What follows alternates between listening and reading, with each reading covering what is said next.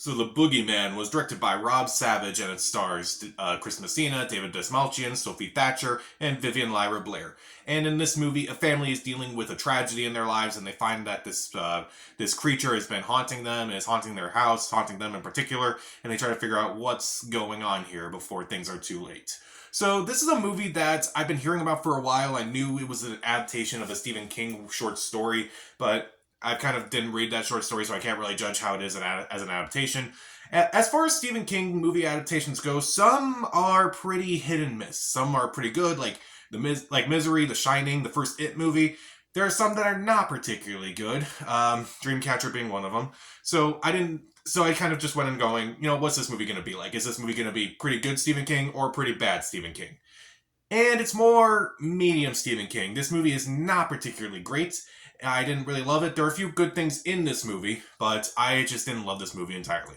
So what does work in the movie? Well, the actors do mostly a good job. Sophie Thatcher, I thought, did a really good job. She's arguably the lead of this movie. I think she does command the screen pretty well, and I think she does a really good job throughout the entire movie. You do believe her, like when she's going through this tragedy and how she deals with it and how she views the world around her and how she deals with this monster that's kind of tormenting her and her family.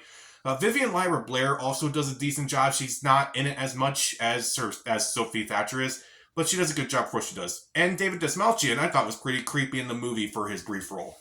The cinematography by Eli Bourne is also really fascinating. I do think it is a competently well shot movie.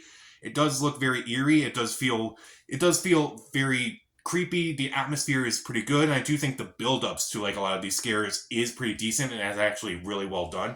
And I also really like with this movie too is that for at least the first two acts of this movie, there's a very minimal use of music. Even when there is scary scenes that are about to happen, it's like they kind of don't do that thing where it's like they're kind of just using music to just build up the scene. It's like, okay, it's actually very little use of the music, and I actually really appreciated that. And admittedly, when I first heard like what the plot was, and as it started going on, it's like I kind of was like, okay, this is where this movie's going to go, and this is what's going to happen in this movie. Thankfully, I didn't predict where this movie was going to go for the most part. I actually didn't mind it. It's like I thought, oh, okay, this is where this movie's going to go, and I just don't like that it's going to go in this direction. Thankfully, it doesn't go into those directions and then kind of just veers off into something else completely different, but let's talk about that because my biggest complaint about the movie is that it borrows heavily from other horror movies. Now, I don't mind if horror movies, pay homage to other movies. I feel like at this point we just do pay homage to these movies rather than just kind of like, we do pay homage to these movies, but at the same time, we just copy and paste from these movies. And I felt like The Boogeyman did that at times. Particularly with one movie, The Babadook, which, that is a great movie, but there are times where I'm watching this movie and I'm like, okay, this is exactly like The Babadook. Oh, the way this thing looks, it's like The Babadook. Okay, this movie looks, okay, that's from The Babadook as well. It just kind of was annoying after a while. It's just, they kind of made a more commercial-friendly version of The Babadook. Which, if you want that, go watch The Babadook. That's basically the sum of this review. Go watch Babadook instead of this. Also, it kind of borrows heavily from other movies at times. Sinister, Quiet Place. And it just kind of annoyed me to the point where I'm like, does this movie have any original idea left? Fortunately, no. And I don't really like the editing sometimes. Like, I get, like, they kind of build up the monster and you don't really see the monster in full until, like, the very end of the movie, which I do think is a good idea. But I also kind of just don't like some of the editing at times. Like, there's a scene where this character shoots at the monster, and it's so horribly edited. Like, it's like 4 cuts in, like, less than 5 seconds. Why? Just why? I get it, you don't want to show us the monster, but come on. That was horribly edited. Also, I kind of didn't like some of the scares in this movie. There were a lot of jump scares in this movie.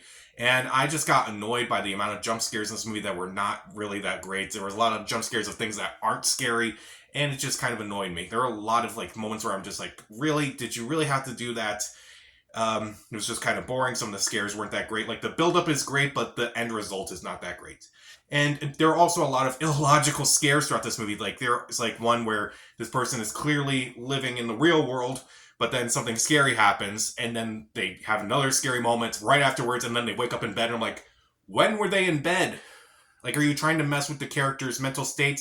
You're already doing that. Like, why go even further than that if it's not going to make sense? Also, Chris Messina's in this movie for a bit.